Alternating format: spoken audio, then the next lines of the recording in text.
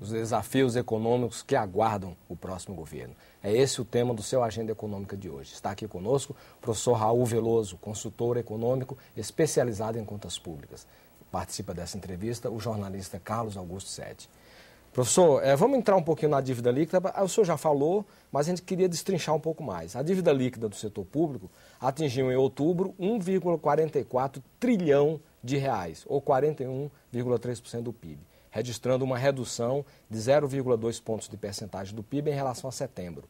No ano, a relação dívida líquida do setor público, a DLSP, sobre o PIB, registrou queda equivalente a 2,1 pontos de percentagem do PIB. Contribuíram para essa redução o superávit primário, com 2,5 pontos de percentagem do PIB, e o efeito do crescimento do PIB corrente, com 4,2 pontos de percentagem. Em sentido contrário, os juros nominais e a valorização cambial contribuíram para elevações respectivas de 4,5 pontos de percentagem e 0,3 pontos de percentagem. O que se pode esperar da relação dívida líquida PIB para o próximo ano diante desses números? Pois é, eu até falei um pouco nisso antes, quando eu disse que eu esperava que mesmo com a recuperação lenta dos pagamentos do serviço da dívida, que é o superávit primário, que a relação entre a dívida e o PIB poderia até subir um pouco, mas não muito.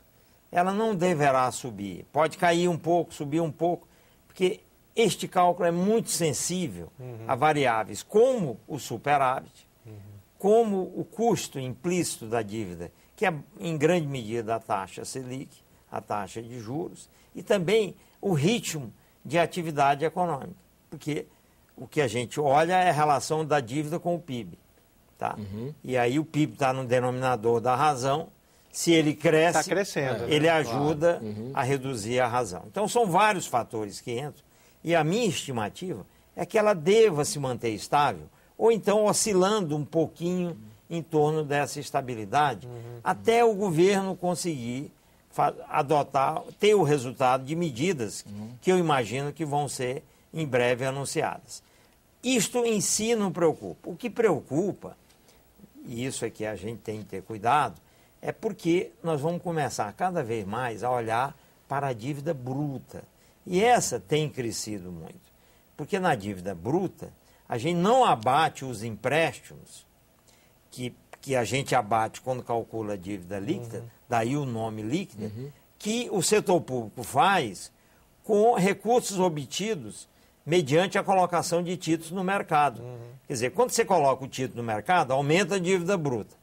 Quando eu reempresto esse mesmo dinheiro via BNDES, por exemplo, eu reduzo a dívida para chegar na líquida, entra aqui, sai ali e ela não se altera no primeiro momento. Só vai se alterar mais adiante, sobe um pouco, pelo diferencial de juros, que tem um custo nessa operação. Mas quando eu olho a dívida bruta, ela sobe, porque eu só estou pegando o primeiro movimento. E ela vem subindo muito, porque o governo, com a crise, começou a usar demais essa possibilidade de o BNDES entrar no processo, emite para várias finalidades. Pois bem, se os empréstimos que o BNDES faz forem empréstimos que retornam no futuro, tudo bem, eu posso abater e trabalhar com o conceito de dívida líquida. O problema é se esses empréstimos não retornarem, se forem empréstimos que não sejam honrados no futuro. Estou falando em tese. Mas seria uma taxa muito pequena, né? Em vista do histórico das inadimplências, seria uma taxa se a gente olhar o histórico, mas suponha que essa nova safra não obedeça a esse histórico passado. Eu só estou falando por hipótese. Não estou dizendo que vai ser. Como aumentou muito, é natural que os mercados olhem com uma certa desconfiança e fiquem preocupados com isso. Mas isso é só uma questão de tempo para a credibilidade aparecer. E se não se enxergar nenhum problema nessas operações, então a dívida bruta não será motivo de preocupação. Ela pode crescer, mas se você apresenta junto a dívida líquida e mostra que a dívida líquida está sob controle, tudo bem. Mas para isso é preciso que o ativo, quer dizer, o empréstimo, que é feito com o dinheiro do endividamento, seja um empréstimo de boa qualidade. Mas para essa dívida líquida se manter estável, só para esgotar esse assunto, para essa dívida líquida se manter estável, até se adquirir uma pequena queda na relação dívida líquida PIB, com que taxa de crescimento econômico o senhor está trabalhando? Eu acho que a gente deve trabalhar com a taxa de crescimento que os economistas especializados no assunto estão estimando como sustentável. É bom que seja ela e não uma exagerada, como às vezes o próprio governo anuncia, e é natural, por razões políticas, ele faça isso, mas a taxa seria algo ao redor de 4,5% ao ano. E se você faz um cálculo com essa taxa e a razão de dívida PIB não sobe, então você está do lado conservador, é ótimo. Se eu tivesse com a taxa maior, alguém podia dizer, não, você só está sob controle porque você está superestimando o crescimento. Outro desafio do próximo governo, além desses todos que nós já falamos, nós já tocamos no assunto também, é a questão da chamada guerra cambial, né? O senhor até disse aí, quer dizer, um dos fatores da relação, desequilibrar da relação dívida-PIB foi o carregamento da dívida das reservas internacionais. Como é que o senhor está vendo o Brasil nesse contexto da guerra cambial, cujos atores principais hoje são China e Estados Unidos, que não se entendem sobre esse tema? Na realidade, a gente tem que entender que o que está ocorrendo no mundo é uma tentativa dos países que não conseguiram reestimular as suas demandas internas. Nós, felizmente, conseguimos. Aliás, em estimular a demanda, nós somos mestres aqui, né? Nós não temos esse problema.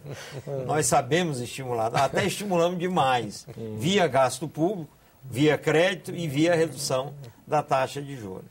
Mas a crise nos países desenvolvidos foi uma crise, em grande medida, que levou à quebradeira das pessoas que tomavam empréstimos, principalmente os empréstimos imobiliários, empresas e outros entes que ficaram numa situação financeira muito difícil. A palavra é quebradeira generalizada. Eles estão num processo que, infelizmente, é longo, de arrumar suas finanças, individuais, empresas, entidades, bancos, entes financeiros.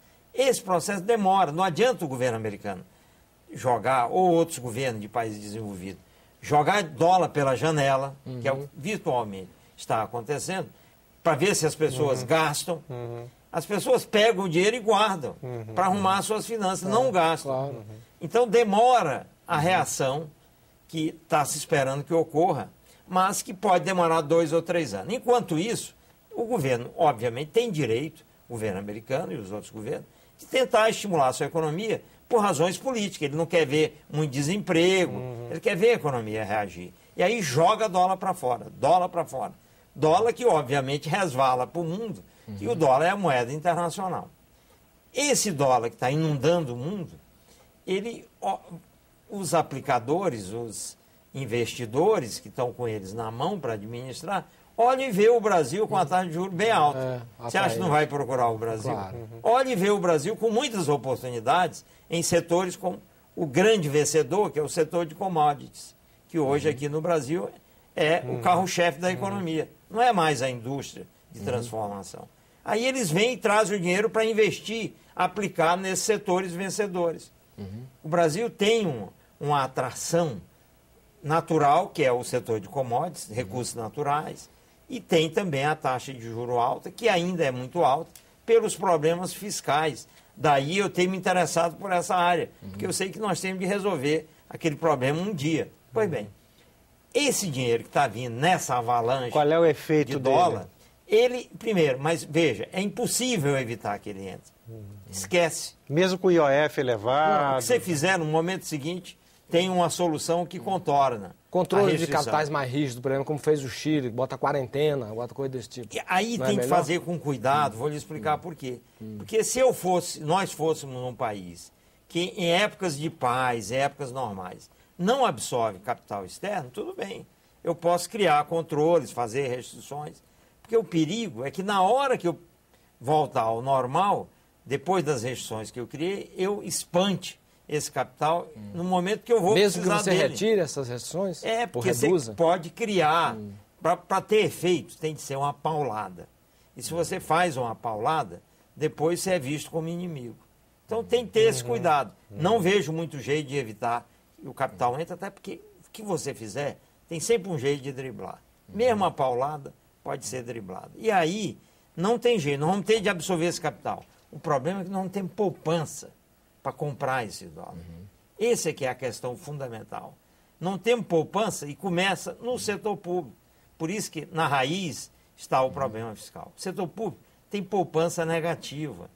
Nós deveríamos ter poupança para comprar o dólar e não precisar se endividar para comprar esse dólar, quando a compra é inevitável. E aí, ao comprar o dólar, pressiona a taxa de juros, desacelera a economia e, pasmem, entra mais capital porque o juro subiu. Claro. Então, cria-se uma espécie de círculo vicioso por nós não termos poupança suficiente.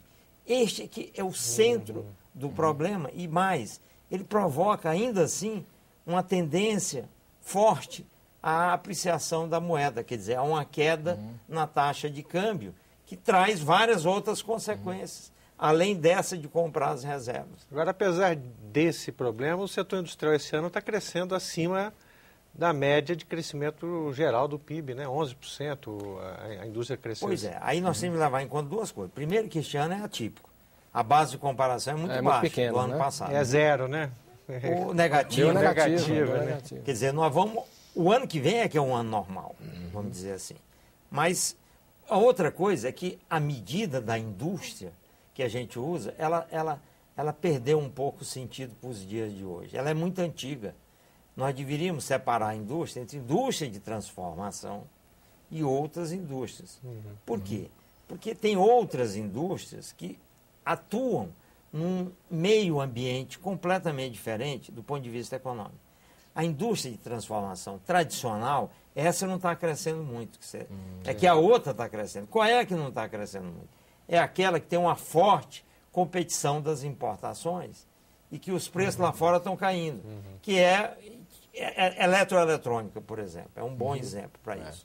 Autopeças é um bom exemplo para isso. Qual é a indústria que está crescendo? Toda a indústria está amarrada no setor de commodities. Como você olha o bolo da indústria, você vê um crescimento que, na realidade, esconde o fato de que tem um pagando a conta. O setor tradicional não está... Esse é a indústria tradicional, ou chamemos indústria de transformação, está encolhendo, porque com a queda do câmbio as importações estão entrando e está fazendo o que estão chamando aí de desindustrialização. Mas alguns analistas apontam a taxa de juros como um fator crucial em todo esse processo. Quer dizer, se você imagina que se fizermos o que a presidenta Dilma quer é deixar a taxa de juros entre 2% e 3% em termos reais, quer dizer, esse problema do câmbio acaba porque o Brasil para de atrair esses capitais voláteis que estão no mundo. Não lhe parece isso? Verdade. E é bom que o governo tenha isso em mente, que nós precisamos reduzir a taxa de juros. É a intenção.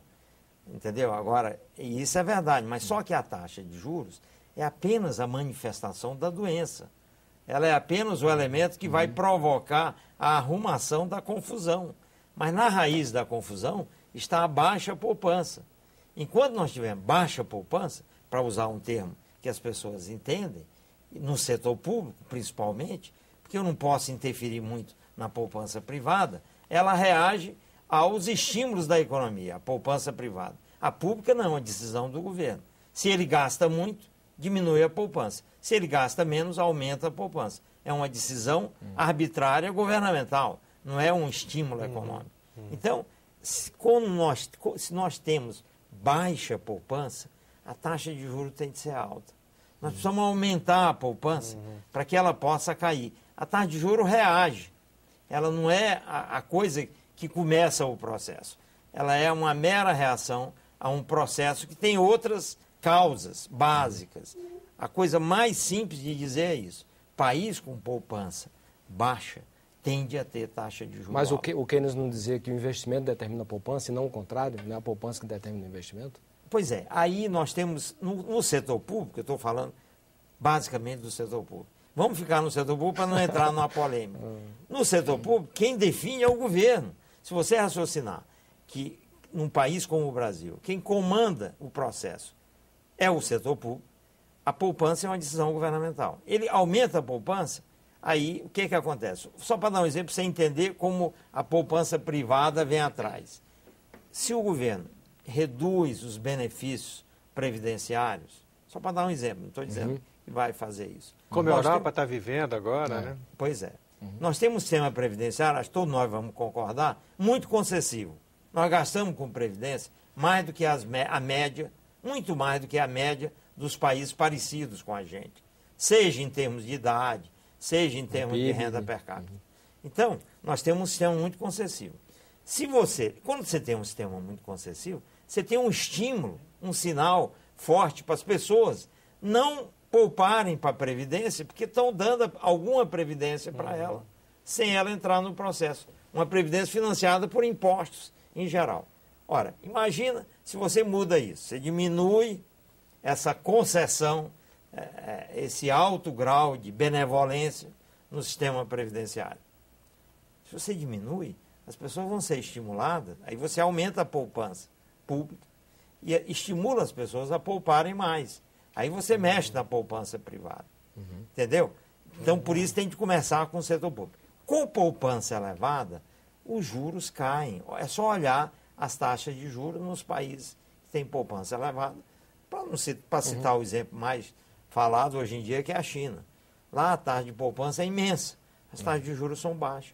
A taxa de câmbio é mais alta. A outra consequência é que se eu tenho poupança para comprar o dólar, eu não preciso criar nenhum mecanismo que leve à subida da taxa de juros ou que provoque uma apreciação cambial. Se eu tenho uma poupança, eu vou comprar no mercado e a taxa de câmbio não vai cair. Com recursos próprios, a taxa de câmbio tende a ser mais alta, como é na China.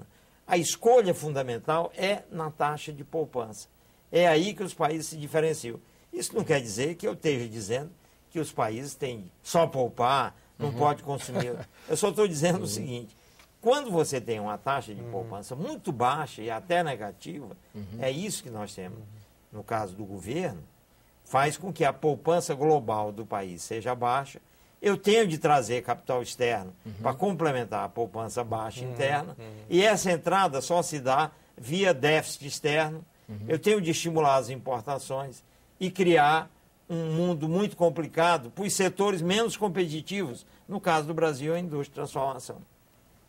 E o Agenda Econômica fica por aqui. Se você tiver críticas ou sugestões ao nosso programa, mande-nos o seu recado pelo nosso portal www.senado.gov.br/TV. Você poderá também fazer download ou cópia deste e de outros programas da TV Senado. Nós agradecemos a entrevista e os esclarecimentos que nos foram prestados pelo economista Raul Veloso, um dos maiores especialistas do país em contas públicas. Agradecemos também a participação do jornalista Carlos Augusto Sede. A você de casa que nos acompanhou, muitíssimo grato pela sua audiência e até o próximo Agenda Econômica. Até lá.